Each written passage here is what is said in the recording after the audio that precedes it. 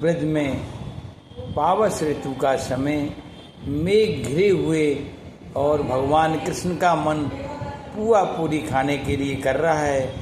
तो उन्होंने उपाय सूझा कि क्यों न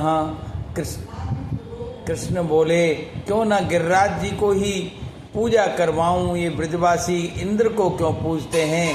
और उनको बहका दिया कि देखो इंद्र के पूजने से कुछ नहीं होगा, मैं ऐसे देवता को बताता हूँ जिसकी पूजा करने से धन धान्य में वृद्धि होगी और ब्रज में सब तरह से आनंद होगा। और इंद्र से भी ज़्यादा वो वैभवशाली है। सारे ब्रजवासी कन्हैया की बातों में आ गए, कन्हैया का आकर्षण ही इतना है। और अपनी गायों को लेकर ब्रजवासी गोपियों के साथ बच्चों के साथ गिरिराज पूजा करने जा रहे हैं। तो गिरिराज जी की पूजा कर रहे हैं। इंद्र को बड़ा बुरा लगा।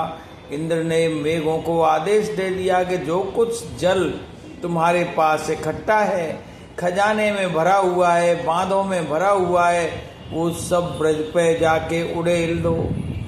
तो मेघ उनकी राजा की बात मानकर सेवक तुरंत चल देता है, वो उसका अर्थ अनर्थ नहीं देखता। तो मेघों ने जाकर ब्रज में बरसात कर दी। भगवान कृष्ण ने गिरिराज जी की पूजा होगी भैया, पूरी पुआ मिलेंगे और तू ही बचाए। अब तो गिरिराज जी को उंगली पे रख लिया। तो फिर क्या होता है, इस दृश्य को राम गोपाल भक्ति सागर पर इस प्रकार प्रस्तुत कर रही हैं ये यूट्यूब। धन्य धन्य प्रभु कृष्ण कन्हैया और धन्य धन्य गिरवरधारी, हे मोहन मदन मुरारी, हे गिरिराज बिहारी, हे वृंदावन बिहारी, हे राधे कृष्ण मुरारी। क्या कहते हैं कि हे गिरिराज जी तुम ही गोविंदा ब्रज जन पालक, रक्षक धेनु गोपी बालक।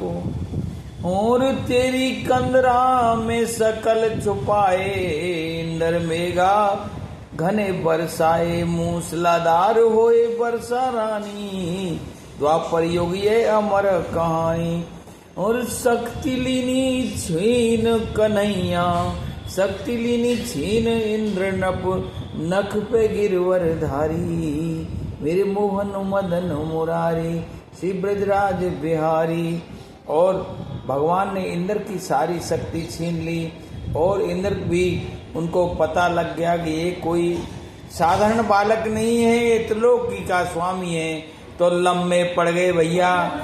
बड़े मुश्किल से अभिमानी जीव जब अपनी शक्तियों को देख लेता है तब उसे किसी का सहारा नहीं रहता, तो वो लम्बा पड़ जाता है उसके सामने जिससे वो अहंकार से बातें कर रहा था। तो इंद्र लम्बे पड़े हैं और हे जगदम्बे के पति कृष्ण को पुकार रहे हैं। जय जय ये दृश्य आज प्रस्तुत है। जय श्री कृष्णा, जय गिरिराज महाराज, जय हो इंद्रदेव के मान मर्दन की जय हो, जय आनौर धाम की जय हो, जय हो।